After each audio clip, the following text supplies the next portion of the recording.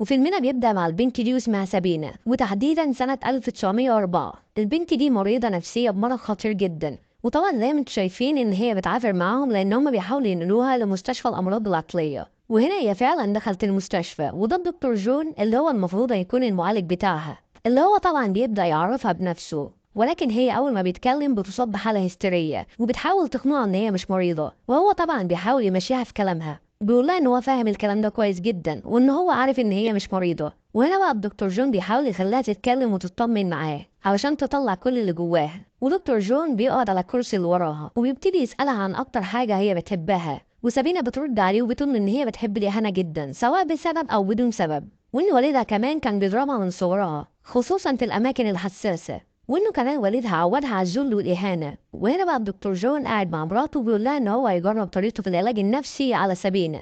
وهنا بقى الدكتور جون بيقابل سابينة اللي بتبتدي تحكي له عن حاجات كتير في حياتها، حاجات المفروض انها خاصه والمفروض ان هي ما تحكيلوش عنها، وانه ازاي والدها ما كانش بيحبها ولا كان بيحب امها. بس هنا الدكتور جون بيصدمها ويقول لها ان هو يقطع فتره العلاج لمده اسبوعين، ودي تقريبا الفترة اللي هيقضيها في الخدمة العسكرية. لكنها بتتعصب جدا وبترمي الجاكيت على الأرض، ودكتور جون بيوصل لحد الجاكيت وبيرفعه من على الأرض، وبعدين يمسك العصاية اللي هو ماسكها ويفضل يخبط في الجاكيت. ولكن هي أول ما بتشوفه بترجع للحالة النفسية اللي كانت فيها، وبتطلب منه بعد كده إن هو يرجعها للمستشفى. وهنا دكتور جون بالفعل بيسافر، ولكن سابينة محدش في المستشفى بيقدر يسيطر عليها، وكل تصرفاتها كانت غريبة جدا وبتتصرف كأنها عيلة صغيرة. وهنا دكتور جون رجع من الخدمة العسكرية، ودكتور جون بيقول لسابينة إن مدير المستشفى وافق إن هي تساعده في كل تجاربه، وهي بتفرح جدا وبتبدأ فعلا إن هي تساعده. وهنا بقى دكتور جون وسابينة قاعدين مع بعض، وسابينة بتقول له إنها حصل لي امبارح حاجة مش مظبوطة، حسيت إن في حاجة ماشية على جسمي. لكن هنا دكتور جون بيسألها ويقول لها امتى أول مرة اتضربتي فيها؟ فبتقول له إن أنا أول مرة اتضربت فيها كان عمري 4 سنين، وإن أبويا ضربني لأن كان معايا طبق في إيدي ووقع اتكسر،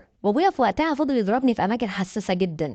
ولكن هنا دكتور جون قطعها وقال لها كان احساسك ايه لما كنت بتتضربي بالشكل ده؟ فقالت له ان هي كانت مستمتعه جدا وكانت حابه الموضوع جدا، وان هي كانت دايما بتعمل كل حاجه غلط علشان خاطر تتضرب بالشكل ده. وهنا بقى دكتور جون قاعد مع الدكتور فوريد اللي بيحكي له عن مرض سابينة، وبيحكي له عن حالتها النفسيه الصعبه، ويقول له ان هي اتعالجت روايات كويسه جدا وبتدرس دلوقتي في كليه الطب. وبعد كده دكتور جون بيروح المستشفى وبيلاقي ان في مريض نفسي مستنيه، ولكن المفاجاه هنا ان المريض النفسي ده اصلا كان دكتور، وان الحاله النفسيه اللي هو فيها دلوقتي بسبب الهوس الجنسي اللي عنده، وانه تقريبا كان بيعاشر كل الستات اللي كانت بتجيله المستشفى. وهنا بقى دكتور جون بيقابل سابينة اللي بيسالها عن دراستها، اللي بتقول له ان هي هتختار الطب النفسي الجنسي، وتقول له كمان ان هي ما جربتش الموضوع ده فالموضوع هيبقى صعب عليها شويه، فهي لازم تجرب. وبعديها بتقبله وبتطلع تجري. وبعديها دكتور جون بيرجع للمريض النفسي وبيحكي له عن كل حاجه، اللي طبعا المريض النفسي بيقول له ان ده شغلك وشغلك متاح فيه كل حاجه، انا مش عارف ازاي بس هعديها. وفعلا دكتور جون بيقتنع بكلام المريض النفسي ده، وبيروح فعلا لسابينة وبيعمل معاها كل اللي هي عايزاه.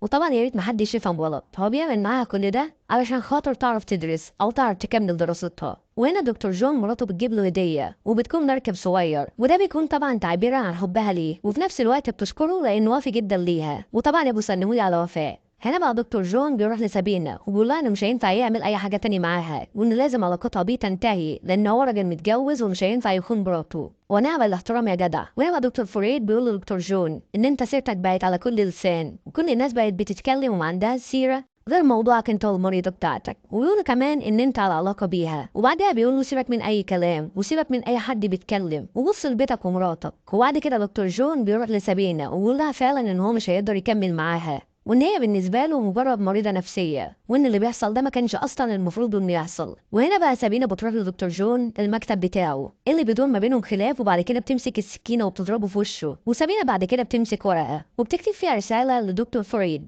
اللي طبعا بتحكي له فيها عن كل حاجه، وبتحكي له عن كل المغامرات اللي كانت بتحصل ما بينها وما بين دكتور جون من الالف للياء. وهنا بقى دكتور فريد بيقرا الرساله، بعد كده بيتصل على دكتور جون وبيساله عن علاقته بالبنت اللي بعتت له الرساله، فبيقول له ان البنت دي كانت مريضه عندي وحاولت كتير ان هي تعمل معايا علاقه، لكن انا طبعا انت عارف ان انا متجوز ولا يمكن اخون مراتي، لا اصيل يا ابو رحاب. وبيقول يا ريت يا دكتور تقول لها تبعد عني. وهنا بقى سابينة بيوصلها رساله اللي بيكون مكتوب فيها انها تبعد عن الدكتور جون، وفي وقتها بتكون منهارة جدا وبتروح لدكتور جون المكتب بتاعه وبتقول له ان هي هتفضحه لو ما بعتش رسالة لدكتور فريد ويطلب منه ان هي تتعالج عنده. وفعلا دكتور جون بيبعت الرسالة ودكتور فريد بيقبل ان هي تروح فعلا تتعالج عنده. وهنا بقى دكتور جون ودكتور فريد بيسافروا في شغل مع بعض. وهنا بقى سابينة بعد فترة من الزمن بترجع لدكتور جون وبتطلب منه ان هو يناقش معاها رسالة الدكتوراه بتاعتها، ولكن واثناء ما هم بيناقشوا الرسالة دكتور جون بيحن لايام زمان وبيطلب منها ان هو يمارس معاها الجنس، ولكنها بترفض وبتقول له ان هي خلاص ما بقتش مريضة وان هي اتعالجت، وهو بيفضل يتوسل ليها ويترجاها ولكنها بترفض.